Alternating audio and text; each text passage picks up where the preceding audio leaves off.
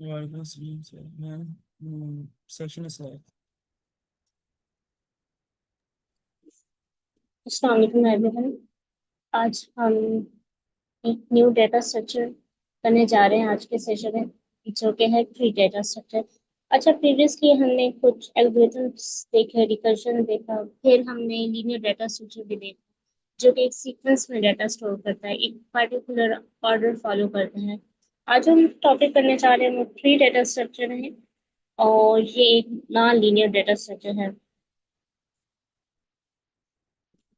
अच्छा, ये non linear data structure क्यों है? क्योंकि ये डाटा किसी स्पेसिफिक ऑर्डर में स्टोर नहीं कर रहा होता। एक हायरार्की फॉर्म में होता है, जो कि पेरेंट चाइल्ड का रिलेशन होता है, और हम टॉप से डाउन मूव ऑन करते हैं। लीनियर में ये होता था कि आप एक आइटम के बाद एक अगर ट्राइवर्सल लगाते हो तो उसमें आप पूरी सीक्वेंस को विजिट कर लेते हैं। लेकिन यहाँ पे ऐसा नहीं होता, यहाँ पे मल्टीपल लेवल्स होते हैं। ये देखिए, एक और एक ये चाह रहा है तो एक तो इसे बेसिकली हम क्या कहते हैं, नॉन लीनियर डाटा स्ट्रक्चर, जिसमें आप कोई स्पेसिफिक ऑर्डर नहीं फाइंड कर रहे होते, हायरार्की बेस होता है। अच्छा, इसमें नोड्स होते हैं, जो कनेक्ट्स होते हैं आपस में एजेस के थ्रू। ये हम देखेंगे नोड्स और एजेस क्या होते हैं। फिर टॉप मोस्ट जो एलिमेंट होता है वो रूट होता है। ये हम वन बाय वन एक एक डेफिनेशन आगे देख लेंगे। तो ये बेसिकली जो मैंने एग्जांपल दी हुई है, ये हायरार्किकल स्ट्रक्चर की है। अगर किसी को आइडिया नहीं है, देखें, आपके पास ग्रैंडफादर होंगे, फिर आगे आपके फादर और जो उनके ब्रदर अंकल होंगे, फिर फर्दर उनके सन्स होंगे, और इनका आपस में रिलेशंस होगा। तो बेसिकली ये हायरार्की फॉर्म होती है फ्री डेटा स्ट्रक्चर के अंदर। अच्छा, हम ट्री में काफी सारी टर्मिनोलॉजीज यूज होती हैं, तो हम उसको देख लेते हैं। ये बेसिकली एक इंटायर ट्री का स्ट्रक्चर है, जिसमें डिफरेंट एलिमेंट्स होते हैं, नोड्स भी होते हैं, एजेस भी होते हैं। हम अपकमिंग स्लाइड्स में देख लेंगे कि नोड और एजेस क्या हैं। सिर्फ आपको ये आइडिया हो कि ये बेसिकली एक ट्री का स्ट्रक्चर है। अच्छा, सब ट्री क्या होता है? जैसे ये एक पूरा ट्री था, हमने देखा, इसके अंदर अगर आप किसी और नोड के थ्रू फर्दर जाएं तो वो बेसिकली एक ट्री बन जाता है, जिसमें एक इटसेल्फ एक नोड होगा, उसके बिलो उसके सारे चिल्ड्रन होंगे। तो ये बेसिकली एक सब ट्री बन जाएगा। जैसे अगर हम सब ट्री ऑफ ए देखें तो ये सारा है। और अगर हम सब ट्री ऑफ सी देखें तो ये जितना भी ग्रीन का ट्राइंगल बना है, ये सब ट्री है। अच्छा, हमें कैसे पता चलेगा हमारा ट्री डाटा स्ट्रक्चर कहाँ से स्टार्ट हो रहा है? तो हमेशा जो फर्स्ट एलिमेंट होगा हमारे ट्री डाटा स्ट्रक्चर के अंदर, वो हमेशा रूट होगा। उसे हम रूट एलिमेंट कहेंगे। वो फर्स्ट से टॉप मोस्ट नोड होगा। अगर आपके पास डाटा के अंदर रूट की एक्सेस है तो आप उसके थ्रू बाकी सारे एलिमेंट्स को विजिट कर सकते हैं। तो आपने याद रखना है, फर्स्ट एलिमेंट हमेशा क्या होगा, हमारे पास रूट होता है ट्री के अंदर, उसे हम रूट नोड कहते हैं। अच्छा, हमारे पास जो एलिमेंट्स वैल्यूज होती हैं वो आपस में कनेक्ट हो रही होती हैं एक से दूसरे के साथ। तो जब हम एक नोड को दूसरे के साथ कनेक्ट कर रहे होते हैं, ये बेसिकली क्या होता है, एज के थ्रू कर रहे होते हैं। जितनी भी रेड कलर में मैंने ड्रॉ की हुई है, ये सारी एजेस हैं, ये एक वैल्यू को दूसरे से कनेक्ट कर रही हैं। तो ये हमें, हम ट्री के अंदर इसको क्या कहते हैं, एज कहते हैं। और ये एजेस जो होती हैं, आगे हम जाके देखेंगे, ये हमें हाइट ट्री के फाइंड आउट करने में हेल्प करेंगे। अच्छा, ट्री के बाद नोड होता है। नोड क्या होता है? कोई भी एलिमेंट जो हमारे ट्री के अंदर है। जैसे आर एक नोड है, ए एक नोड है, बी एक नोड है, सी एक है, D E F G H, ये सब नोड्स हैं। तो कोई भी एक एलिमेंट जो आपके पास वैल्यू है, वो बेसिकली एक नोड होता है। और हर वैल्यू का उसका लेफ्ट और राइट चाइल्ड भी हो सकता है। लेफ्ट चाइल्ड जो इसके इस साइड है और राइट जो इसके हैं। अगर मल्टीपल्स हैं तो वो फिर हम डिफरेंट टाइप्स में चले जाते हैं। अच्छा, पेरेंट नोड्स की हम टर्मिनोलॉजी देखते हैं। पेरेंट नोड कौन सा होता है जिसके आगे चाइल्ड्स होते हैं? जैसे हमने फर्स्ट राइट में देखा था, हायरार्की बेस। फादर के आगे अगर फर्दर चाइल्ड है तो वो इटसेल्फ एक पेरेंट है। तो आर के अगर हम देखें तो इससे चाइल्ड एग्जिस्ट कर रहे हैं, ए बी सी। तो आर क्या है, हमारे पास पेरेंट नोड है इस ट्री स्ट्रक्चर के अंदर। इसी तरह अगर हम देखें, ए के भी आगे दो चाइल्ड्स हैं, डी और ई। तो जो उससे बिलो होते हैं वो उसके चाइल्ड होंगे। तो ए के आगे चाइल्ड है तो हम कह सकते हैं ए क्या है, पेरेंट नोड है। बी के आगे कोई चाइल्ड नहीं है तो बी जो है हमारे पास वो पेरेंट नोड नहीं है। सिमिलरली सी पेरेंट नोड है, क्यों, इसके आगे फर्दर तीन चाइल्ड नोड्स हैं एफ जी एच। तो हमारे पास इस इंटायर ट्री के अंदर अगर हम देखें तो हमारे पास कितने पेरेंट नोड्स हैं, टोटल तीन है, आर ए और सी। अच्छा, चाइल्ड नोड क्या होगा, कोई भी नोड जो फर्दर उससे आगे कनेक्ट हो रहे हैं पेरेंट से बिलो, वो सब उसके चाइल्ड होंगे। अगर हम रूट आर नोड को देखें तो इसके तीन चाइल्ड है ए बी सी, क्योंकि ये सब आर जो है इन सब का पेरेंट है, तो ये तीनों नोड्स जो हैं वो इससे क्या हो रहे हैं, कनेक्ट हो रहे हैं। सिमिलरली अगर हम ए को देखें, ये एक पेरेंट नोड है, तो इसके चाइल्ड क्या है, डी ई है, बी का कोई चाइल्ड नहीं है, तो सी एक क्या है हमारे पास, है तो ये पेरेंट, ये तो है तो चाइल्ड है आर का, लेकिन इटसेल्फ के इसका क्या है, एच जी एच का क्या है, पेरेंट है। देखिए ये चाइल्ड भी है किसका, आर का। जैसे अगर हम देखें जो हमारे फादर है वो इटसेल्फ तो जो है वो ग्रैंड फादर के चाइल्ड है, लेकिन हमारे क्या है, फादर है। तो सेम लाइक ये भी होता है, ए बी सी है तो किसके चाइल्ड है, आर नोट के। देखिए ये फादर भी है, ए और सी जो है वो फादर भी है, क्यों, एफ जी एच इसके चाइल्ड हैं। तो सेम हम कह सकते हैं जो D E F G H है ये सब चाइल्ड नोड हैं ए एंड सी की, और ए बी सी इटसेल्फ किसके चाइल्ड हैं, आर के। जहां पे भी ट्री खत्म हो जाता है, जो लास्ट नोड रहता है जहां पे वो पाथ खत्म होता है, वो बेसिकली हम उसे क्या कहते हैं, लीफ नोड। लीफ नोड के आगे फर्दर कोई भी चिल्ड्रन नहीं होते, वो लास्ट नोड होता है हमारे ट्री स्ट्रक्चर के अंदर। जैसे हम डी को देखें तो इससे फर्दर कोई भी नोड्स नहीं है, तो हम इसे लीफ नोड कहेंगे। हर पाथ का एक लीफ नोड होगा। अगर हम आर से पास स्टार्ट करें तो आर ए डी, ये कहाँ पे फिनिश हो जाता है, डी पे। अगर हम आर से जाएं ए, और ये वाला पाथ कहाँ पे फिनिश हो गया, ई पे, तो ई बेसिकली लीफ नोड है, इसके फर्दर कोई भी चिल्ड्रन नहीं होंगे। सेम अगर हम बी को देखें, बी वाला नोड जहाँ पे फिनिश हो गया तो इसके आगे फर्दर कोई चिल्ड्रन नहीं है, ये लास्ट नोड है हमारी इस हायरार्की, इस पाथ के अंदर, और ये लीफ नोड भी है। इसी तरह हम देख लें एच जी एच भी हमारे पास लीफ नोड है इस हायरार्की के अंदर, राइट वाली साइड पे, इनके फर्दर कोई चिल्ड्रन नहीं है। अच्छा, सिबलिंग्स कैसे हैं, जैसे आपने फर्स्ट साइड में देखा था, आप और आपका जो ब्रदर था वो आपस में सिबलिंग थे, सेम फादर और अंकल आपके सिबलिंग थे। तो वो वाले नोट जो आपस में एक ही पेरेंट शेयर करते हैं वो बेसिकली सिबलिंग होते हैं। अगर हम ए बी सी को देखें तो इनका एक ही पेरेंट है जो कि क्या है, आर है, तो ये आपस में ए बी सी क्या है, सिबलिंग है। डी और ई का पेरेंट क्या है, ए है, डी और ई आपस में क्या है, सिबलिंग है। एफ जी एच आपस में सिबलिंग है क्योंकि ये एक ही पेरेंट सी को शेयर कर रहे हैं। तो कोई भी नोट जो आपस में एक पेरेंट को शेयर करें, उनका एक ही पेरेंट होगा, वो आपस में क्या होंगे, सिबलिंग होंगी। ये बिल्कुल रियल लाइफ सिनेरियो है। अच्छा, हमने कुछ टर्मिनोलॉजीज को देख लिया। अगर यहाँ तक किसी का कोई क्वेश्चन है, टर्मिनोलॉजी समझ नहीं आई, तो आप पूछ सकते हैं, फिर हम ट्री की कुछ प्रॉपर्टीज को देखेंगे कि आगे हेल्पफुल रहेंगे।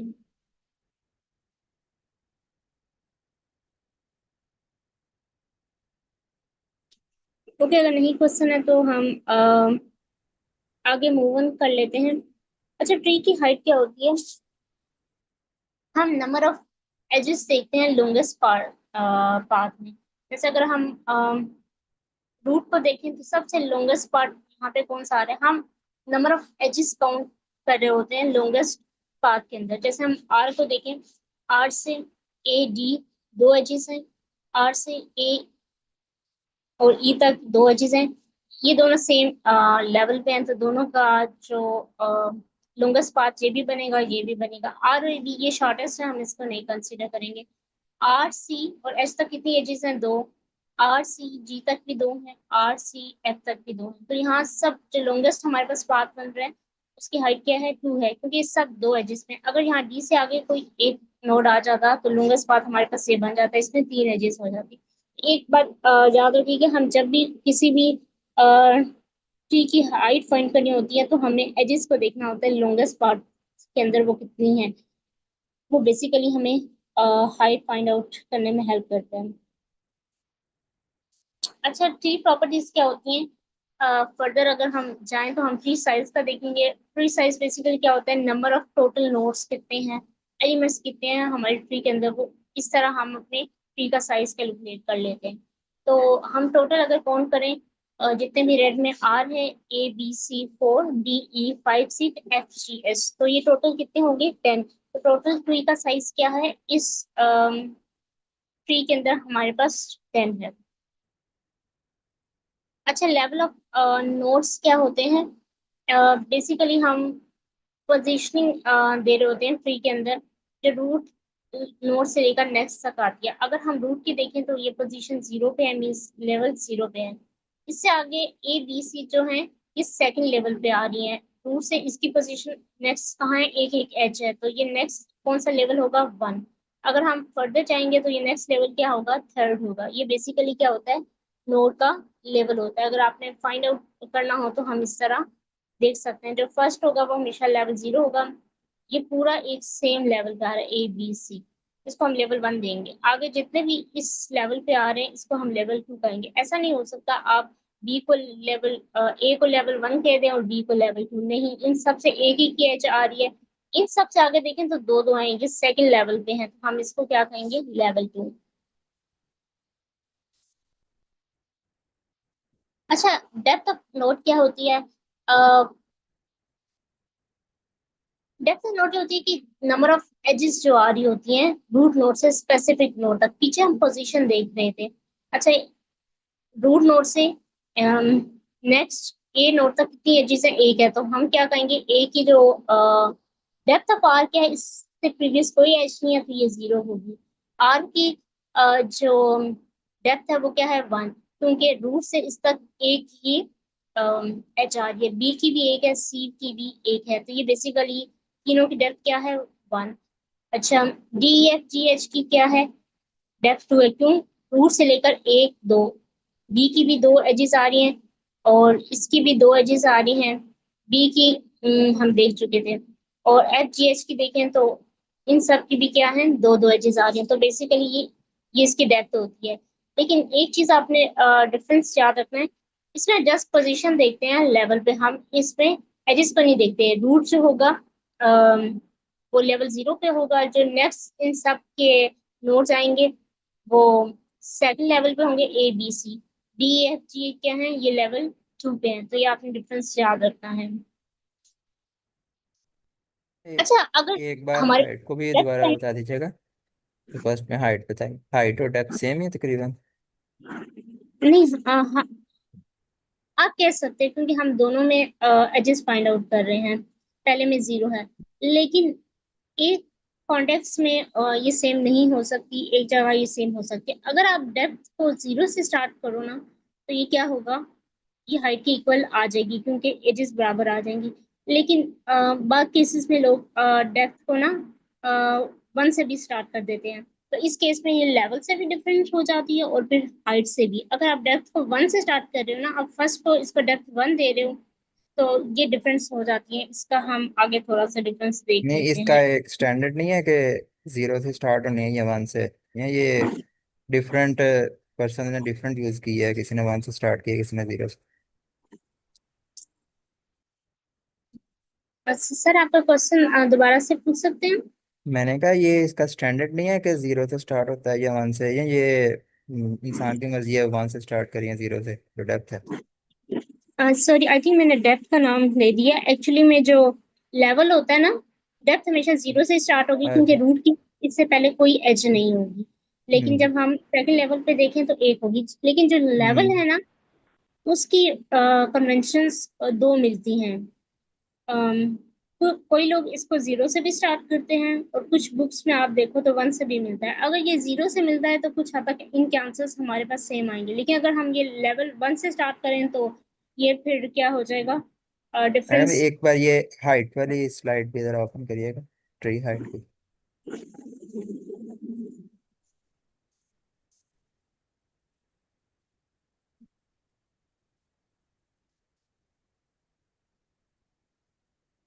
Okay. तो मतलब ये जी, सिमिलर कंसेप्ट ही हैं, ट्री हाइट, लेवल और डेप्थ। अच्छा, देखिए, लेवल डेप्थ में डिफरेंस है, और हाइट में सिर्फ हम लॉन्गेस्ट पाथ देखते हैं, ठीक है, राइट। एजेस में सिर्फ लॉन्गेस्ट हम्म, पाथ, अगर यहाँ पे ई से आगे एक नोड होता तो हमारा लॉन्गेस्ट पाथ ये बन जाता, अगर डी से आगे ही होता। अभी तो इस सब का पाथ एक बराबर हो गया ना, दो दो, हम्म, इस वजह से। हाइट में आपने सिर्फ लॉन्गेस्ट पाथ में एजेस काउंट करनी है, वो बेसिकली हाइट है। लेकिन डेप्थ जो होगी वो सब नोड्स की होगी, राइट। डेप्थ में आपने सब नोड्स की डेप्थ कैलकुलेट करनी है ना। ए की डेप्थ क्या होगी, आर से ए तक 1 है, बी की 1 है, सी की 1 है। तो ये डेप्थ और हाइट में आपको डिफरेंस नजर आया। जी जी, पता चला। अच्छा, अब लेवल की बात आती है, तो लेवल और डेप्थ में डिफरेंस है। इनिशियली हमें लगता है ये सेम है। एक तो डिफरेंस तब आ जाएगा अगर लेवल 1 से स्टार्ट हो, लेकिन अगर 0 से स्टार्ट हो ना, तो तब भी डिफरेंस है। क्यों? ये हम पोजीशन देख रहे हैं, ये 0 पोजीशन पे है, ए बी सी, ये क्या है, लेवल 2 पे। हम इनका लेवल देख रहे हैं, हम इस पे एजिस का कॉन्सेप्ट नहीं देख रहे। हमें ऐसा लगता है कि हम एजिस को देख के फाइंड आउट कर सकते हैं, जो उससे नेक्स्ट पे है वो लेवल 2 पे। ये सेम आप देख लें, एक बिल्डिंग है, वो उसका फर्स्ट वाला हमेशा फर्स्ट फ्लोर होगा, फिर सेकंड होगा। तो ये बेसिकली लेवल्स हैं। लेकिन जो डेप्थ है ना, वो बेसिकली हम एजिस के थ्रू काउंट कर रहे होते हैं, ये इट्स नोड की पोजीशंस होती हैं। एक साइड मैंने आगे बनाई थी, हम उस पर भी देख लेते हैं इन दोनों का डिफरेंस क्या है, क्योंकि ये कंफ्यूजन क्रिएट करती है। लेकिन अगर लेवल 0 से स्टार्ट हो रहा है ना, तो दोनों के आंसर सेम आएंगे। लेकिन अगर लेवल कुछ कन्वेंशंस में 1 से भी स्टार्ट होता है, तो इस केस में इनका डिफरेंस आएगा आंसर्स में। अच्छा, डिग्री नोट क्या होता है? डिग्री ये होती है कि उस नोट के साथ कितने नोड्स फर्दर चिल्ड्रन कनेक्टेड हैं। अगर हम आर रूट नोड की डिग्री देखें, तो इससे कितने चिल्ड्रन कनेक्टेड हैं? 3 कनेक्टेड है, ए बी सी। अच्छा, सब जो इसके फर्दर आ जाएंगे। अगर हम ए की डिग्री देखें, तो इससे फर्दर कितने चिल्ड्रन कनेक्टेड हैं? डी ई 2, तो इसकी डिग्री क्या होगी? 2 होगी। बी की डिग्री क्या है? 0 है। अच्छा, सी की अगर आप डिग्री देखें, तो इसके 3 चाइल्ड नोड इससे फर्दर कनेक्टेड हैं, तो इसकी डिग्री क्या होगी?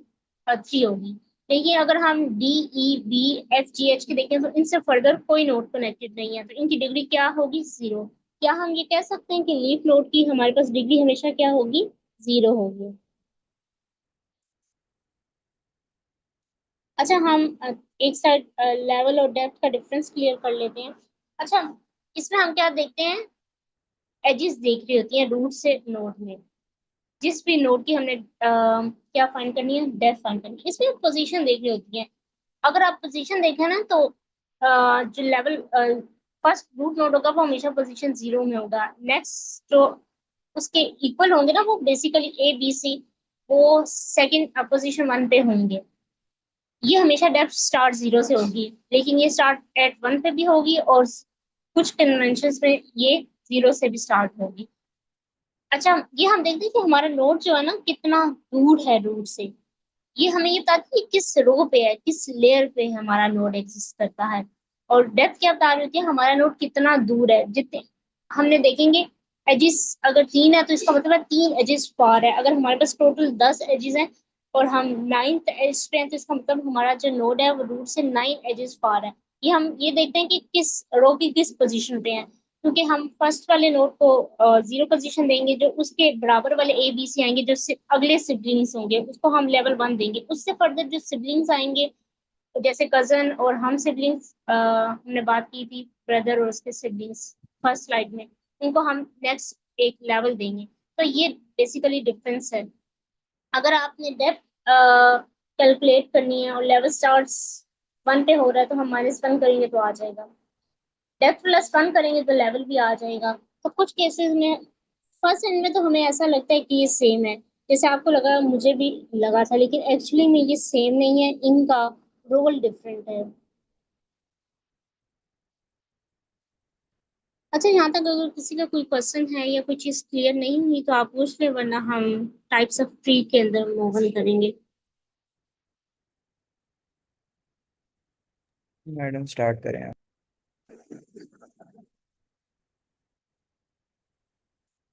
ओके, सही है। अच्छा, हम देखते हैं आप टाइप्स ऑफ ट्री की। अच्छा, मुख्तलिफ टाइप्स हैं। यहाँ पे तो मैंने कुछ अभी मेंशन भी नहीं की स्पेशल ट्रीज के अंदर। नॉर्मली अगर आप कन्वेंशंस देखेंगे तो ट्री के अंदर एक जनरल ट्री होता है जिसमें कोई भी नोड या नंबर ऑफ चिल्ड्रन आ सकते हैं। अच्छा, बेसिक टर्मिनोलॉजीज मैंने इसलिए पीछे कवर की थी ताकि जब मैं आपको ये कॉन्सेप्ट समझाऊं आपको डिफरेंस क्लियर हो। नोड क्या है, एच क्या है, क्योंकि हम इन चीज़ों के आगे फिर बात करेंगे। और हाइट का कॉन्सेप्ट मत भूलिएगा, ये आगे यूज होगी। अच्छा, जनरल ट्री क्या होते हैं? एनरी ट्री जिसे हम कहते हैं, इसमें कोई भी नंबर ऑफ नोड हो सकते हैं। देखिए, इस लेवल पे क्या है, 3 है, इस लेवल पे 1 है, इस पे 2 है। इसमें कोई स्पेसिफिक रूल नहीं है। लेकिन बाइनरी ट्री में जब हम देखें तो हमारे पास रूल होता है, मैक्सिमम 2 चिल्ड्रन होने चाहिए। मैक्सिमम एट मोस्ट 2 का क्या मतलब है, कोई मुझे बताएगा? मैक्सिमम 2 होने चाहिए, वैसे 1 भी हो सकते हैं। और 0 भी हो सकते हैं, एग्जैक्टली सर। तो अगर हम मैक्सिमम, बाइनरी का मतलब ही क्या होता है, 2। तो मैक्सिमम 2 होंगे। अगर हम देखें आर के मैक्सिमम 2 चिल्ड्रन हैं, ए और सी डी के देखें हम 0 हैं, बी का देखें तो ई इसका 1 चिल्ड्रन है, और ई का आगे 0 है। तो मैक्सिमम 2 होने चाहिए, मीन्स 1 भी हो सकता है, 0 भी हो सकता है। जब हम बाइनरी ट्राई की आगे फर्दर ट्री की, हम बेसिकली इस ट्री को ही देखेंगे आज के स्लाइड में, और एक ट्राई को भी देख लेंगे। हाँ, बाइनरी ट्री में जब हम आज डिफरेंट टाइप्स देखेंगे तो उसके अंदर हम जाके देखेंगे, अगर फिक्स 2 हैं उसमें आप 1 की भी एग्जांपल देखेंगे तो आपको ये फर्दर समझ आ जाएगी। फर्दर क्लासिफिकेशन हो जाएंगी जिसमें 2 चिल्ड्रन हो एग्जैक्ट या 0 हो, या आगे हम जाके अपकमिंग स्लाइड्स में इस टॉपिक के बाद देखेंगे। टर्नरी ट्री क्या होता है? टर्नरी का क्या मतलब है? 3, मैक्सिमम 3 चिल्ड्रन होने चाहिए। मैक्सिमम का हरगिज मतलब नहीं है हर नोड के 3 होने चाहिए। 3 भी हो सकते हैं, यहाँ पे देखिए 2 भी है, 0 भी हो सकता है किसी नोड का, 1 भी हो सकता है, लेकिन 4 चिल्ड्रन नहीं होने चाहिए किसी भी नोड के। मैक्सिमम 3 होने चाहिए। अच्छा, उसके बाद ना स्पेशल ट्रीज भी आते हैं जो किसी स्पेशल पर्पस के लिए होते हैं। इसमें डिफरेंट ट्रीज आते हैं। मैंने एक आज एग्जांपल ली है, ट्राई प्रीफिक्स ट्री, जो specifically characters finding, string finding या प्रीफिक्स फाइंडिंग के लिए यूज होता है ये ट्री। तो ये स्पेशल टाइप ऑफ ट्रीज इन्हें क्यों कहते हैं? ये किसी स्पेशल पर्पस के लिए यूज होते हैं। इसमें मुख्तलिफ डिफरेंट टाइप्स हैं, हम ट्राई को देखेंगे थेरेटिकली पार्ट में। तो हम बाइनरी ट्री की टाइप्स को अगर हम डिस्कस करें तो ये मल्टीपल हैं। फुल बाइनरी भी है, कंप्लीट भी है, परफेक्ट है, बैलेंस्ड है, बाइनरी सर्च ट्री भी है, और हीप ट्री भी है। तो बाइनरी सर्च के अंदर एबीएल और रेड ब्लैक की ट्री आते हैं, हम इनको कवर नहीं करेंगे, हम जस्ट बाइनरी सर्च ट्री का कॉन्सेप्ट देखेंगे। हीप ट्री के अंदर हम देख लेंगे मिन और मैक्स हीप क्या होती है। हम टाइप्स के अंदर मूव ऑन करते हैं। अच्छा, हमें ये तो देखा था कि एटमोस्ट 2 चिल्ड्रन होने चाहिए बाइनरी ट्री के अंदर। उसमें 2 भी हो सकते हैं, 0 भी, 1 भी। लेकिन फुल बाइनरी ट्री ये कहता है कि क्या होना चाहिए, या तो आपके पास 0 चिल्ड्रन होने चाहिए या 2, मीन्स 1 नहीं हो सकता, या तो 0 होंगे या 2 होंगे। ये बेसिकली फुल बाइनरी हम इसीलिए कहते हैं। ये कंप्लीट बाइनरी है, इसके अंदर हाई 2 हैं, एक चिल्ड्रन का कोई कॉन्सेप्ट ही नहीं है। तो हर नोड के एग्जैक्टली 2 चिल्ड्रन होंगे, अगर 2 नहीं है तो 0 होंगे। अच्छा, ये तो हमें पता है, लीफ नोड्स वो होते हैं जिनके फर्दर कोई चिल्ड्रन नहीं होते। किसी भी नोड का एक चाइल्ड नहीं हो सकता। तो आप देख रहे हैं बाइनरी का कॉन्सेप्ट ही क्या है, 2 है। बाइनरी कहते हैं 2 है, तो ये इसलिए हम इसे फुल बाइनरी ट्री कहते हैं। अगर हम इसकी कॉम्प्लेक्सिटी देखें, लेकिन उससे पहले हम एक एग्जांपल देख लेते हैं। अच्छा, वो कंप्लीट बाइनरी ट्री में हम देख लेंगे। फुल में फर्दर कोई एग्जांपल की जरूरत नहीं है, मुझे लगता है ये क्लियर है। इसमें 0 नोड्स हैं, इसमें 2 हैं, तो ये बेसिकली फुल बाइनरी है। आप देख सकते हैं इस पिक्चर में कोई भी ऐसा नोड नहीं है जिसका एक चाइल्ड हो, और लीफ नोड के हमें पता है कोई भी नोड्स फर्दर चाइल्ड्स नहीं होंगे लीफ नोड्स के।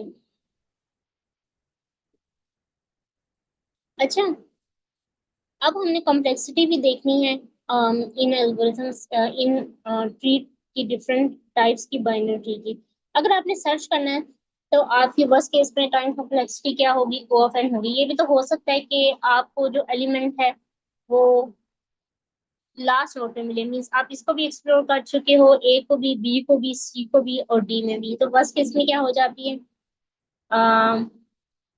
हमारे पास क्या हो जाती है, ओ ऑफ एन।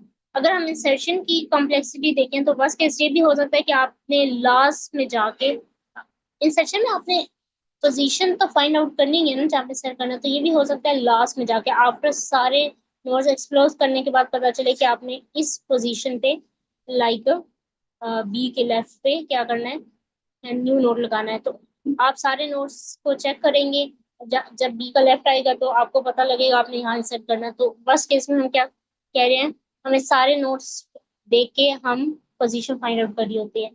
तो हमारी जो इंसर्शन की कॉम्प्लेक्सिटी क्या चली जाती है, ओ ऑफ एन। तो डिलीशन में भी ओ ऑफ एन हुई। ट्राइवर्सल क्या होता है, अच्छा सच होता है आप कोई वैल्यू फाइंड कर रहे होते हैं, ट्राइवर्सल में क्या होता है, आप जस्ट हर नोड को विजिट कर रहे होते हैं, जस्ट विजिट होता है, और सच में हम देख भी रहे होते हैं क्या उसकी जो वैल्यू है वो हमारी जो टारगेट के इक्वल है कि नहीं। अच्छा, फुल बाइनरी ट्री में कोई ऑर्डरिंग प्रॉपर्टी नहीं है, क्यों? ऑर्डरिंग प्रॉपर्टी अगर आप बाइनरी सर्च ट्री देखेंगे तो आपको पता चलेगा वो ये बेसिकली होती है, जैसे हमने sorting एल्गोरिथम में देखा था, एक साइड वैल्यू लेस देन आ जाए, दूसरी ट्री के राइट से सारी बड़ी हो जाए, तो ये ऑर्डरिंग प्रॉपर्टी हम कहेंगे। तो उसमें एक जो पोर्शन होता है आपका स्किप हो जाता है, तो बेसिकली उस केस में आपकी जो कॉम्प्लेक्सिटीज हैं वो लोग ऑफ एन में चली जाती हैं। लेकिन इसमें ऐसी कोई प्रॉपर्टी नहीं है, आपको सारे नोड्स विजिट करने पड़ेंगे, तो इसकी जो टाइम कॉम्प्लेक्सिटी होती है वो ओ ऑफ एन है, बिग ओ ऑफ एन। अच्छा, स्टोरेज क्या है, आपने O of N node create कर रहे हैं तो आपको storage O of N nodes की चाहिए। अच्छा, हमने ये भी देखा था कि हमारी जो, जब हम रिकर्जन यूज करते हैं ना तो हमारी वो भी एक स्टैक बना के कॉम्प्लेक्सिटी स्पेस ले रही होती है। आप देखिए, अगर हम, आपने स्टैक बनाई है तो ये जो ट्री है ना, लेट्स सी, ये बैलेंस नहीं है। बैलेंस नहीं है means skew tree. Skew tree किसी को पता है क्या होता है, किसी को आइडिया है?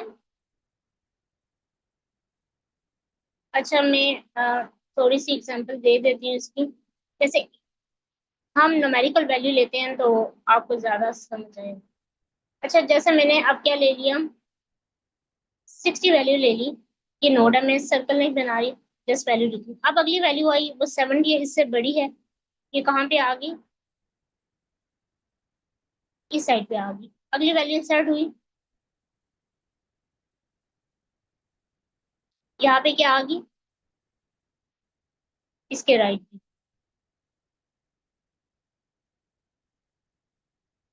अच्छा, ये वैल्यू 80 क्या होगी, इसके राइट पे आ गई। आप देखिए, इसके लेफ्ट तो कोई वैल्यू आ ही नहीं रही ना, फर्दर इसके लेफ्ट, ये ट्री क्या बन जाता है, स्क्यू ट्री बन जाता है। जी मैम, ये राइट स्क्यू ट्री है ना, इसी तरह लेफ्ट स्क्यू ट्री भी होता है कि जिसमें हम सिर्फ लेफ्ट साइड पे सारे नोड्स को इंसर्ट करते रहते हैं। एग्जैक्टली मैम, यही है। अगर किसी को स्क्यू ट्री का आइडिया नहीं हुआ तो वो क्वेश्चन मैं दोबारा एक्सप्लेन कर दूंगी।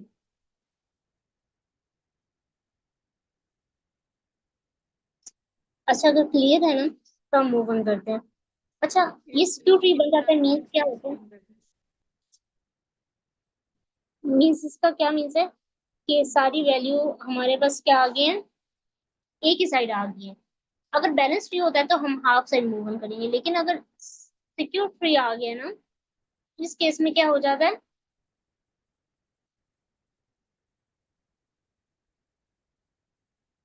एक मिनट होल्ड कीजिए।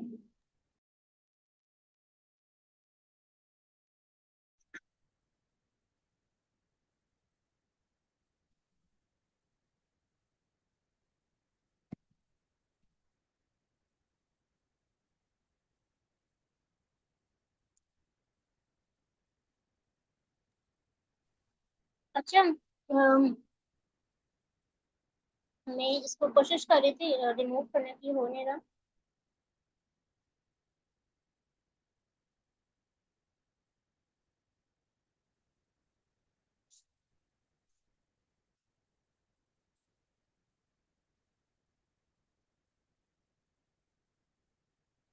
अच्छा, हम देखते हैं कि पास स्टैक में ना वर्स्ट केस में क्या है, आपको पता है ना, जो बाइनरी ट्री है वो जीरो नोड है, लेकिन ये भी तो हो सकता है कि ऐसे केस में जहाँ पे सारी वैल्यू एक ही साइड बन जाए, राइट स्क्यू बन जाए या लेफ्ट बन जाए, तो वर्स्ट केस में हमारी कॉम्प्लेक्सिटी कॉस्ट स्टैक भी क्या चली जाएगी, ऑफ एन चल जाएंगे। वैसे जो कॉस्ट स्टैक की कॉम्प्लेक्सिटी हम हमेशा देखते हैं ना रिकर्जन के अंदर, वो हम हाई की बेस पे करते हैं। क्यों? क्योंकि जो हमारी, अगर हम इस डायग्राम को देखें ना, ट्री स्ट्रक्चर को, तो जो पास टैग होती है, जैसे मैंने आपको रिकर्जन के वक्त बताया था, वो हमेशा एक पाथ को एट अ टाइम स्टोर करती है। जब ये पाथ फिनिश हो जाता है, ये मेमोरी से चला जाता है, तो दोबारा शुरू हो जाता है। अब आप देखिए, इसमें इस पाथ में तो इसकी बैलेंस्ड होगी, दो एजेस हैं इस पाथ में, लेकिन ऐसा भी तो हो सकता है ये राइट स्क्यू ट्री बन जाए, बी भी इस साइड आ जाए सी के राइट, और डी भी क्या आ जाए फर्दर बी के राइट, ये सारा राइट स्क्यू बन जाएगा। तो हमारी फर्स्ट केस में कॉम्प्लेक्सिटी क्या चल जाएगी, एक और से के अंदर हम सारी वैल्यू एक साथ कंसिडर करेंगे, क्योंकि हमारी सिक्योर ट्री है, तो इस केस पे हमारी कॉम्प्लेक्सिटी जो होगी वो ऑफन चली जाती है, स्पेस कॉम्प्लेक्सिटी। मैम एक क्वेश्चन है मेरा। जी मैम। मैम ये जो लेफ्ट स्क्यूड और राइट स्क्यूड होता है, ये क्या ऑर्डरिंग प्रॉपर्टी की वजह से होता है कि मतलब अगर वैल्यूज उससे बड़ी ही आई जा रही हैं तो हम उनको राइट पे इंसर्ट करते जाएंगे, या अगर एक वैल्यू छोटी आती जा रही है तो हम लेफ्ट पे इंसर्ट करते जाएंगे, या वैसे रैंडम होता है? अच्छा मैम, ये भी हो सकता है, अगर प्रॉपर्टी फॉलो करें तो उसमें भी बन सकता है, लेकिन आप ऐसा कोड लिख रहे हो जिसमें आप एक ट्री बना रहे हो और सब वैल्यू को आप किस पे ऐड करते जा रहे हो, और राइट पे, आप लेफ्ट में कर ही नहीं रहे, तो इस केस में भी बन सकता है। ठीक है। अच्छा, कंप्लीट बाइनरी ट्री क्या होता है? अच्छा, हमने देखा था, या तो किसी नोड के फुल में क्या देखा, जीरो होंगे या दो होंगे, लेकिन कंप्लीट बाइनरी ट्री क्या करता है, सब लेवल्स फिल होने चाहिए, जीरो नहीं होना चाहिए, सिर्फ लास्ट के अलावा, नोड के अलावा सारी वैल्यूज क्या होनी चाहिए, आपकी बाइनरी ट्री के अंदर क्या होनी चाहिए, फिल्ड होनी चाहिए। जैसे हम सी को पिछले केस में ना कोई भी वैल्यू नहीं दे रहे थे, इसमें सारे फिल होंगे, ए के भी नोड्स हैं, बी के भी नोड हैं, सी के भी। लास्ट लेवल कौन सा बन रहा है, डी ई एफ। तो इसमें यह है कि हम लेफ्ट टू राइट फिल करेंगे। सबसे पहले बी, अगर कोई एलिमेंट आएगा वो बी के लेफ्ट में आएगा, अगर उससे नेक्स्ट एलिमेंट आएगा वो बी के राइट में। जब तक लेफ्ट और राइट बी के फिल नहीं हो सकते, मैं सी के लेफ्ट में वैल्यू नहीं डाल सकती। तो ये बेसिकली कंप्लीट बाइनरी ट्री होता है। लेकिन अगर हम फुल में देखें, जीरो या दो नोड्स होने चाहिए, तो उसमें ये रिस्ट्रिक्शन नहीं थी कि आप लेफ्ट से राइट फिलिंग होनी चाहिए। तो पहले आपने लेफ्ट फिल करना है बी का, फिर राइट। आप देखिए, लेफ्ट से राइट हम फिल करेंगे ऐसे, पहले मैं डी को डालूंगी,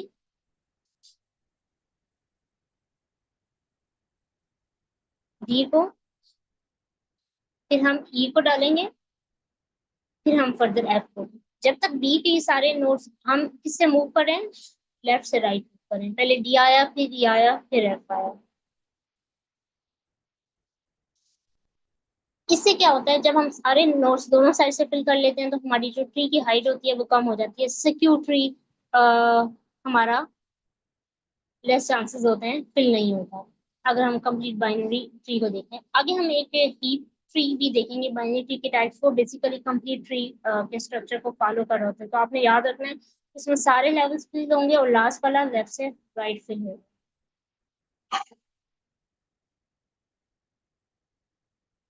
अच्छा, नेक्स्ट अगर हम टाइप देखें, तो ये एक एग्जांपल है, कोई मुझे बताएगा ये कंप्लीट बाइनरी ट्री है कि नहीं है? अगर नहीं है तो क्यों नहीं है?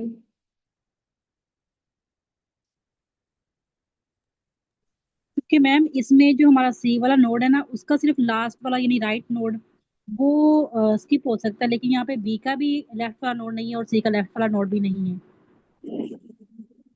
अच्छा, सी का भी कॉन्सेप्ट नहीं है, ये नॉट कंप्लीट इसलिए नहीं है क्योंकि डी को पहले लेफ्ट से राइट मूव करना था, तो इसको पहले बी के लेफ्ट में आना चाहिए था, लेकिन ये इसने लेफ्ट वाली जगह को क्या छोड़ दिया, खाली छोड़ दिया। तो इस वजह से ये अब नॉट कंप्लीट बाइनरी है। सी तो बाद में बात आएगी, अगर दो नोड्स फिल हो जाए, तो हमेशा बी को कहाँ आना चाहिए था, डी को कहाँ आना चाहिए था, बी के लेफ्ट में, तो ये नहीं आया, तो इस वजह से कंप्लीट बाइनरी ट्री नहीं है।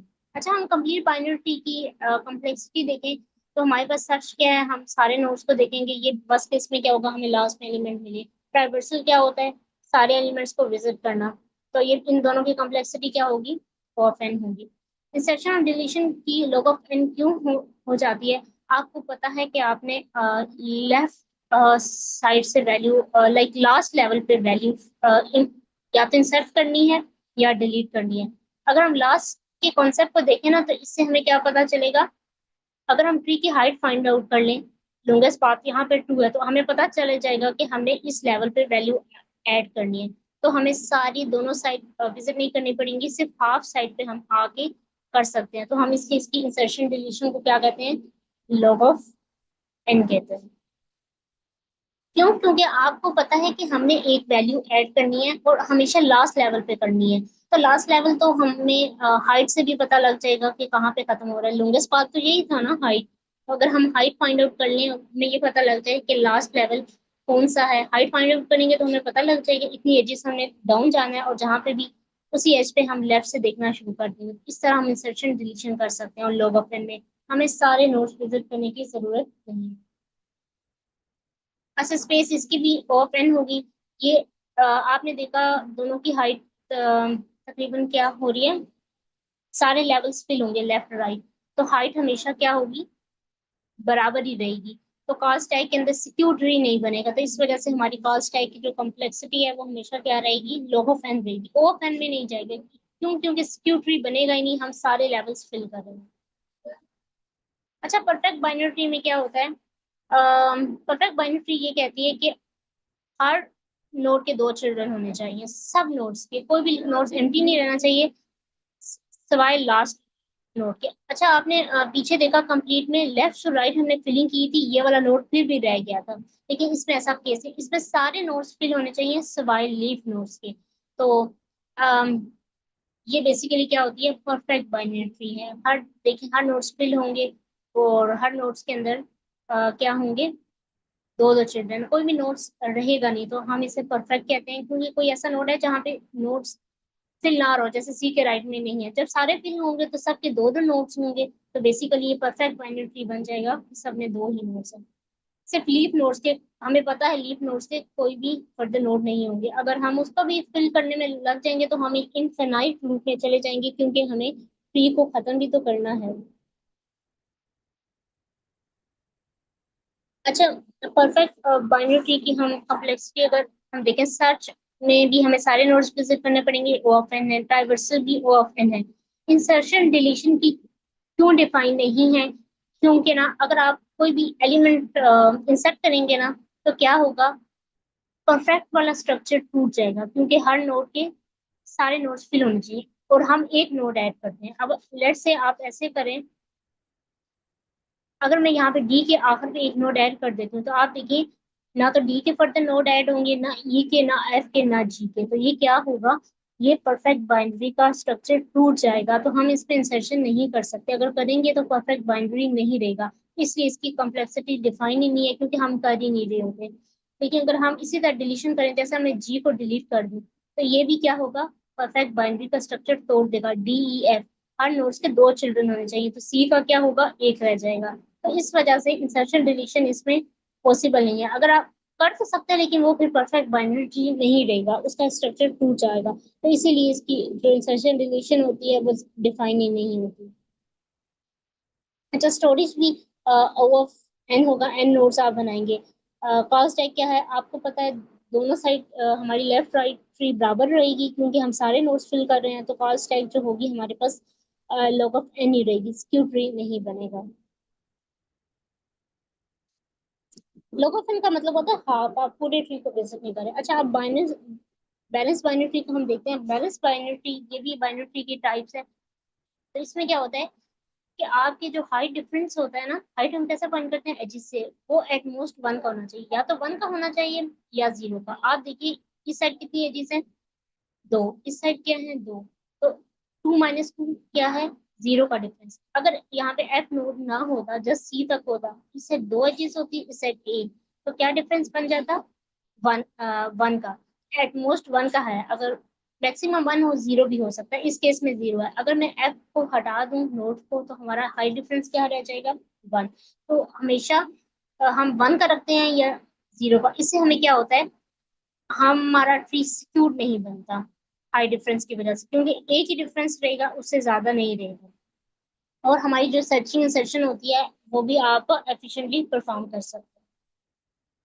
अगर हम इसकी कॉम्प्लेक्सिटी देखें तो हमारी जो सर्च है वो आपको पता है सारे नोड्स होंगे, ट्राइवर्सल में भी हम सब विजिट करेंगे, ओ ऑफ एन रहेंगे। अगर हम इंसर्शन और डिलीशन की देखें तो ये भी हो सकता है साइड से लॉग ऑफ एन होगी, लेकिन ऑर्डरिंग इसमें कोई नहीं है। ऑर्डरिंग ऐसा नहीं है कि लेफ्ट साइड जो है सारी स्मॉलर वैल्यू पड़ी हुई है और राइट साइड ग्रेटर पड़ी हुई है। जब ऑर्डरिंग होती है तो हम हाफ क्वेश्चन फ्री का स्किप कर देते हैं, दूसरे हाफ में देखते हैं, तो हमारी कम्प्लेक्सिटी लॉग ऑफ एन चली जाती है। लेकिन इसमें तो ऑर्डरिंग नहीं है ना। अगर आपने कोई इंसर्ट करना एलिमेंट, आप देखेंगे लेट से आपने एफ के बाद करना है, तो आपने पहले बी को देखा, फिर डी को देखा, फिर ए बी ई को देखा, फिर सी को, तो यहाँ लास्ट पे है, तो कॉम्प्लेक्सिटी क्या चलेगी, एंड में आपको सारे नोट्स विजिट कर रहे हैं, ये देखना पड़ा एफ कहाँ पे है जिसके आगे आपने इंसर्ट करना है। सेम डिलीशन के केस में भी हमारे पास कॉम्प्लेक्सिटी क्या होगी, ओ ऑफ एन होगी। आपको सारे नोट्स देखने पड़ेंगे। जैसे अगर कोई ऑर्डरिंग प्रॉपर्टी फॉलो कर रहा होता, लेफ्ट साइड वैल्यू छोटी होती या राइट साइड बड़ी, तो आप एक क्वेश्चन स्किप कर सकते थे, तो आपको सिर्फ हाफ क्वेश्चन देखना पड़ता है। तो इस केस में हमारी कॉम्प्लेक्सिटी क्या हो सकती है, लॉग ऑफ एन, लेकिन इसमें ऐसा कोई केस नहीं है। स्पेस आपको पता है, ओ ऑफ एन कैसे हम एन नोट्स बनाएंगे। लॉग ऑफ एन क्या है, आप देखिए तकरीबन लेफ्ट और राइट हाइट बराबर ही रहेंगे, सिर्फ एक एच का ही डिफरेंस आएगा। तो कॉस टैग क्या होती है, लॉन्गेस्ट पाथ की। तो लॉन्गेस्ट पाथ लेफ्ट और राइट में सिर्फ एक नंबर का कांस्टेंट नंबर का डिफरेंस है, तो वो इतना मैटर नहीं करता। तो इसमें कॉस टैग जो रिकर्जन स्टोरेज लेगी वो बेसिकली लॉग ऑफ एन लेगी, क्योंकि इसमें स्क्यू ट्री नहीं बन सकता। अच्छा, एक न्यू टाइप है बाइनरी सर्च ट्री। हम इसको स्पेसिफिक क्वेश्चन भी करेंगे। इसमें ना ये एक ऑर्डर फॉलो करती है जो हम बात कर रहे थे। अब आपको पता चलेगा ऑर्डर क्या है। ऑर्डर क्या है, लेफ्ट की वैल्यू जो हमेशा होगी वो रूट से क्या होगी, छोटी होगी, और रूट की वैल्यू राइट से हमेशा छोटी होगी। राइट वाला सब, ये सारा राइट सब ट्री है, ये सारा लेफ्ट है और ये रूट है। तो रूट की लेफ्ट सारी वैल्यू छोटी होंगी, ठीक है, रूट से। और रूट की इटसेल्फ वैल्यू क्या होगी, राइट से छोटी होगी। मींस राइट वाली साइड वाली सारी वैल्यू रूट से बड़ी होंगी और लेफ्ट साइड क्या होंगी, अ, छोटी होंगी। अच्छा, ट्राइवर्सल की टाइप होती है वो हम आगे जाके देखेंगे वो क्या होती हैं। लेकिन अगर आप इन ऑर्डर ट्राइवर्सल लगाएंगे ना तो ये आपको सॉर्टेड एरे मिल जाएगी, क्योंकि ये सारी साइज स्मॉलर वैल्यू आएंगी, रूट के दूसरी साइड क्या आएंगी, बड़ी वैल्यू आएंगी। तो इस वजह से बाइनरी सर्च ट्री अगर आप ट्राइवर्सल पुट करें तो हमें सॉर्टेड ऑर्डर देते हैं। ये ऑर्डरिंग प्रॉपर्टी थी। तो अब आप देखिए ट्राइबल्स, ये है कि आपने सारे नोड्स को विजिट करना है, तो आपकी ओ ऑफ एन रहेगी। लेकिन जो सर्च ऑपरेशन है ना वो लॉग ऑफ एन देगा। क्यों, अगर आपने कोई वैल्यू रूट से छोटी है तो आपने सिर्फ लेफ्ट सब ट्री में देखना, आपने राइट ट्री में जाना ही नहीं है। इंसर्शन क्या है, इसमें भी लॉग ऑफ एन रहेगी एवरेज में। लेकिन बस केस में बाइनरी जो ट्री है ना ये सीक्यू जा सकता है। क्यों, लेट से आप कहें ये 70 रूट वैल्यू थी, अगली वैल्यू क्या आई, 80 आई, ये मैंने इसके राइट में डाल दी, सारी वैल्यू इससे बड़ी आती जा रही है, फिर 90 आई,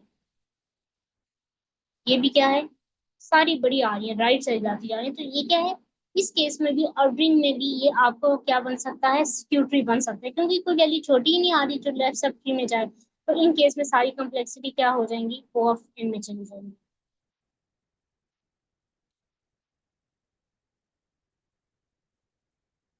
अच्छा, हम ये बाइनरी सर्च थी। अच्छा, इसकी भी बस केस में जब सिक्योर ट्री बन जाएगा तो कॉम्प्लेक्सिटी क्या चली जाएगी, स्टैक में भी ओ ऑफ एन चली जाएगी, नॉर्मल में तो ओ ऑफ एन रहेगी, क्योंकि हम एन नोड्स बना रहे हैं।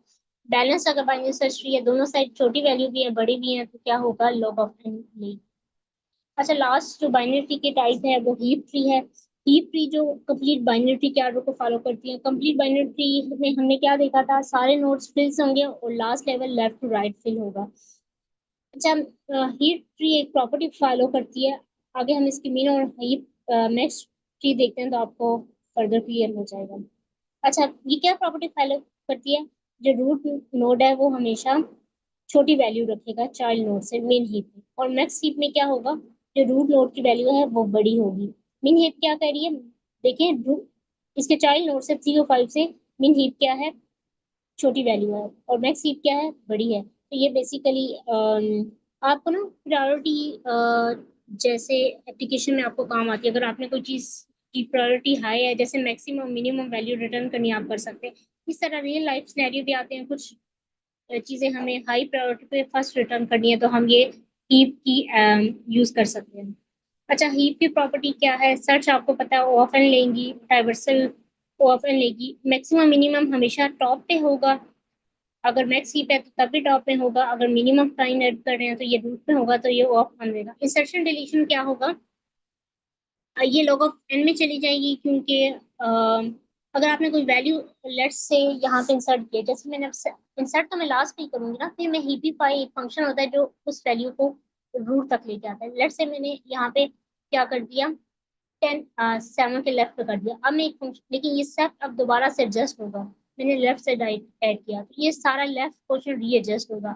7 यहाँ 10 से जाएगा, क्योंकि ये रूट से क्या था, बड़ा था, फिर 10 एडजस्ट होके यहाँ पे आएगा और 9 इधर आएगा।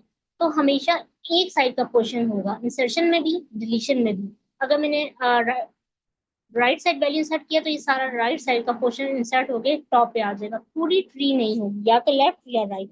इसीलिए इंसर्शन और डिलीशन की जो कॉम्प्लेक्सिटी है ना, वो log ऑफ n होती है हीप की। अच्छा, स्टोरेज आपका ऑफ एन लेगी, और log ऑफ n आप देखेंगे इसमें आकाश type of log of n रहेंगी, क्योंकि आप देखेंगे हम दोनों साइड ही वैल्यू ऐड कर रहे होंगे। अच्छा, अच्छा, बाइनरी की सारी टाइप्स कंप्लीट हो गई हैं। 5 की एक और हम स्पेशल ट्री की टाइप्स दे सकते हैं, इसमें बहुत सारी हैं, लेकिन हम एक ट्राई की देखते हैं जो स्पेसिफिकली क्या करती है, स्ट्रिंग को स्टोर और सर्च करने के लिए यूज होती है। अच्छा, हर नोड एक करेक्टर स्टोर करेगा, और रूट नोड इसका हमेशा एम्प्टी होगा, और स्टार्टिंग पॉइंट इसका चाइल्ड होगा। तो रूट से लेकर नोड तक एक प्रीफिक्स या एक वर्ड को रिप्रेजेंट करेगा, जैसे CA, ये क्या बन गया, कैट। CAR, DOG, ये क्या बन गया, डॉग। तो हर नोड एक करेक्टर को रिप्रेजेंट कर रहा है। तो सेम प्रीफिक्स भी हो सकते हैं, जैसे कैट और कार का प्रीफिक्स सेम है, क्या है, C है। तो आपने एप्लीकेशन कोई ऑटो कंप्लीट है, डिक्शनरी सर्च करनी है, प्रीफिक्स मैचिंग करनी है, तो ये उसमें काम आता है। अच्छा, एस्टेरिक नोड ये रिप्रेजेंट करता है कि जो स्ट्रिंग है ना, ये जो नोड का पाथ है ये एंड हो गया है, लास्ट नोड को डिनोट करता है। अच्छा, सर्च में क्या होगा, अगर आपने कोई लेंथ क्या है, एल क्या है, लेंथ का वर्ड, अगर आप कोई वर्ड सर्च कर रहे हैं तो बस जितने वर्ड की लेंथ होगी उतनी ही आपकी कॉम्प्लेक्सिटी होगी।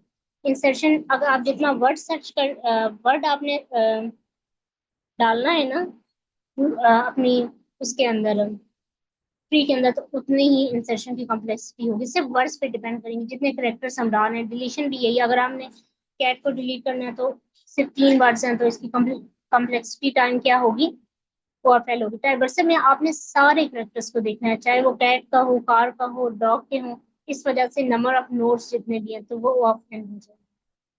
अच्छा, आप याद रखिएगा, इंसर्शन डिलीशन सर्च, मैंने एक चीज बताई, इसकी कॉम्प्लेक्सिटी क्या है, वर्ड की लेंथ पे डिपेंड करती है। अगर हम स्पेस कॉम्प्लेक्सिटी देखें तो स्टोरेज क्या लेंगी, करेक्टर जितने और नंबर ऑफ जितने वर्ड्स हैं, तो n × l हो जाती है। जितने नंबर ऑफ वर्ड्स हैं हमारी, और average length of each word है, तो हमारी ये स्टोरेज स्पेस इतनी ले रही होती है। और कास्ट है क्या, हम एट ए टाइम एक ही वर्ड को सर्च कर रहे होंगे, तो हमारी O ऑफ L होगी। अच्छा, हम तो यहाँ तक हमने ट्री की टाइप्स देख ली। अब अच्छा, अगर आपने हमने ट्राइवर्सल के आप देखे होंगे, बात करें होंगे, ट्राइवर्सल ये होता है कि आपने ट्री को विजिट किस ऑर्डर में करना, कैसे करना है। पहले क्या आप रूट को विजिट करेंगे, लेफ्ट चाइल्ड को विजिट करेंगे, या राइट को। तो हमारे पास दो टाइप के ट्राइवर्सल हैं, एक depth first search, breath first search. अच्छा, जो आपने लेवल्स देखा था ना, जो हमने लेवल्स देखा था, एक लेवल 0 होता है, लेवल 1, लेवल 3, तो वो बेसिकली हमारे पास लेवल बाय लेवल हम कर रहे होते हैं। वो बेसिकली क्या होती है, breath first search. Depth first search में आपको कहते हैं आप डीप में चले जाते हो। इसमें 3 ऑर्डर है। प्री ऑर्डर, पहले आप रूट लेते हो, फिर लेफ्ट, फिर राइट। इन ऑर्डर में क्या लेते हो, लेफ्ट, फिर रूट, फिर राइट। फोर्थ ऑर्डर में क्या लेते हैं, लेफ्ट, और देन राइट, और देन रूट। अब हम वन बाय वन देख लेते हैं। अच्छा, प्री ऑर्डर ट्राइवर्सल को अगर आप देखें तो हमने रूट पहले लेना है, लेफ्ट राइट बाद में। अगर मैं इसका ट्राइवर्सल देखूँ, मैंने रूट पहले ले लिया, उसके बाद मैंने लेफ्ट पे गई, तो लेफ्ट में बी रूट था, मैंने उसको ले लिया। फिर फर्दर लेफ्ट पे गई, डी रूट इटसेल्फ रूट था, मैंने डी को ले लिया। अब डी के आगे फर्दर कोई चाइल्ड नहीं थी, तो मैं वापस आई, बी का भी लेफ्ट कवर हो चुका है। अब राइट बी का देखूँ तो ई है, ई इटसेल्फ रूट है, मैंने ले लिया। इसके लेफ्ट राइट कोई नहीं थे, मैं वापस आ गई। अब वापस आए, इसका लेफ्ट राइट दोनों हो गए, ये बी का लेफ्ट भी हो चुका था। अब हम कहाँ जाएंगे, लेफ्ट सारा कवर हो चुका है, राइट पे जाएंगे, सी रूट है, रूट ले लिया, सी का लेफ्ट एग्जिस्ट ही नहीं करता, सी का राइट क्या है, एफ है, एफ का आगे फर्दर लेफ्ट राइट कोई नहीं, ये खुद रूट है तो मैंने ले लिया। तो ये हमारा रिजल्ट बनेगा अगर हम प्री ऑर्डर विजिट करेंगे। अगर हम इन ऑर्डर करेंगे तो हमने लेफ्ट पहले लेना है, फिर रूट लेना है, और फिर राइट लेना है। अब आप देखिए ये रूट है, मैंने पहले लेफ्ट लेना है, लेकिन जब मैं बी पे गई तो मुझे पता चला ये तो खुद भी रूट है। अब मैं इसका लेफ्ट लूंगी, अब बी क्या है, लेफ्ट में आ गया। फिर हम क्या लेंगे, रूट, रूट क्या है, बी, मैंने यहाँ लिख दिया। अब इसका राइट क्या है, ई है।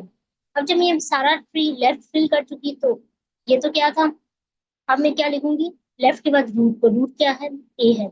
अब मैं फर्दर राइट पे जाऊंगी, जब मैं सी में गई तो मुझे पता चला ये क्या है, रूट है, मैंने लेफ्ट का देखा, लेफ्ट तो था ही नहीं, फिर मैंने सी को ले लिया। लेफ्ट तो कुछ था ही, हम लिखेंगे नहीं, फिर हमने रूट को लिया, वो सी था, रूट के बाद हमने राइट को लिया, तो F, ये हमारा ट्राइवर्सल बन गया इन ऑर्डर से। फर्स्ट ऑर्डर में क्या होता है, हम रूट को आकर में लेते हैं, पहले लेफ्ट राइट लेते हैं। अब ये मैंने रूट को नहीं लेना, मैं इधर गई बी पे, लेफ्ट को लेना था पहले, लेकिन बी रूट था, फिर मैं फर्दर लेफ्ट पे चली गई, तो मैंने क्या लिया, डी। अब उसके बाद मैं राइट लूंगी, ई है, और फिर मैं रूट लूंगी, बी।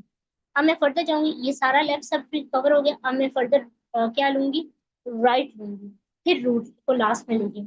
अब मैं इधर गई तो सी तो रूट था, मैं इसके लेफ्ट पे चली गई, लेफ्ट वैल्यू तो एग्जिस्ट नहीं करती थी, अब मैं राइट लूंगी, एफ, और लास्ट में मैं क्या इसका लूंगी, सी, और फिर फाइनली लेफ्ट और राइट सब कवर हो गए, और लास्ट में हम रूट ले लेंगे। तो हर नोड फर्दर रूट भी तो हो सकता है, तो हमने लेफ्ट लेनी है, राइट, और फिर रूट लेना है। ये बेसिकली क्या है, पोस्ट ऑर्डर ट्राइवर्सल, जिसमें हम रूट को लास्ट में विजिट कर रहे होते हैं। अच्छा, लेवल क्या था, वही जो हमने देखा, पहला ए क्या है, जीरो लेवल पे ए ले लिया, नेक्स्ट लेवल वन पे क्या है, बी सी है।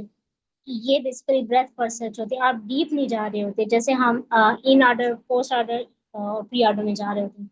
और नेक्स्ट लेवल क्या है, डी ई एफ, देखें ए फर्स्ट लेवल पे था, नेक्स्ट लेवल किस पे ले लिया, बी सी, फिर डी ई एफ मैंने ले लिया। तो ये बेसिकली क्या होती है, लेवल ऑर्डर ट्रेवर्सल होती है।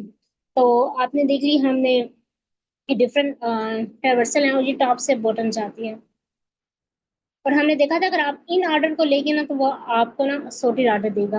अच्छा, हम इनकी कॉम्प्लेक्सिटी देखें तो आपने देखें सब में आपने सारे नोड्स को विजिट कर रहे हैं, ओ ऑफ एन होगी। मैक्सिमम हाइट क्या हो सकती है, आपने लॉग ऑफ एन जितनी आप पास टैग लाइक एक पास रोड कर रहे होते हैं लॉग ऑफ एन, वो बेसिकली ओ ऑफ एच है। अगर ये स्क्यू ट्री है तो ओ ऑफ एन भी हो सकती है। अच्छा, अगर आप ट्रीज की आपका क्वेश्चन आएगा ट्री हम कहाँ यूज कर सकते हैं, आपने फाइल सिस्टम को बनाना है, देखिए आपने फोल्डर्स को ऑर्गेनाइज करना है, एक फोल्डर के अंदर मजीद दो फोल्डर होंगे, हम उनका फर्दर दो चाइल्ड बना देंगे, फिर तीन फोल्डर्स होंगे, इस तरह हम हायरार्किकल स्ट्रक्चर बना सकते हैं। बाइनरी सर्च ट्री कहाँ पे यूज हो सकती है, सर्चिंग एंड सॉर्टिंग में। प्रायोरिटी की जैसे मैंने आपको हीप की एग्जांपल दी, एक्सप्रेशन आपने कोई लेनी है जैसे मैंने ट्राई की एग्जांपल दी। आर्टिफिशियल इंटेलिजेंस के अंदर डिसीजन ट्रीज यूज होते हैं, जैसे आपने आपका वैल्यू कोई भी है, आपका आंसर डॉग पिक्चर में कैट है या नहीं, अगर नहीं है तो लेफ्ट वाला आप काट देंगे, अगर पिक्चर में कैट है तो आप राइट वाला सब ले लेंगे। ये बेसिकली एग्जांपल्स थी। तो आज का थेरेटिकल टॉपिक इतना ही था, हमने सारे तकरीबन कॉन्सेप्ट इंपॉर्टेंट देख लिए ट्री के। स्पेशल ट्री के अंदर हम डीप डाइव नहीं जाएंगे, कुछ क्वेश्चन है हम कल की क्लास में इसके करेंगे। अगर आपका कोई क्वेश्चन है तो आप पूछ सकते हैं।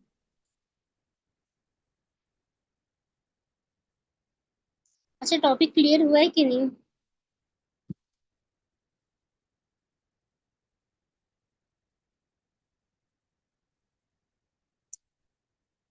Yes, ma'am. ओके, क्लियर है। अच्छा, कोई क्वेश्चन है तो आप पूछते हैं, अगर नहीं है तो हमारे पास 1 मिनट रह गया सेशन का।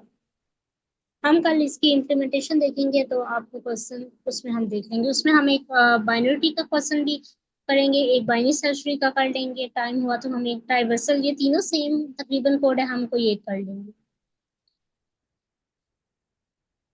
सो अगर आपका कोई क्वेश्चन नहीं है तो हमारे सेशन का भी टाइम एंड होने वाला है, अगर है तो आप पूछने, वरना हम इस सेशन को एंड कर देंगे 1 मिनट तक।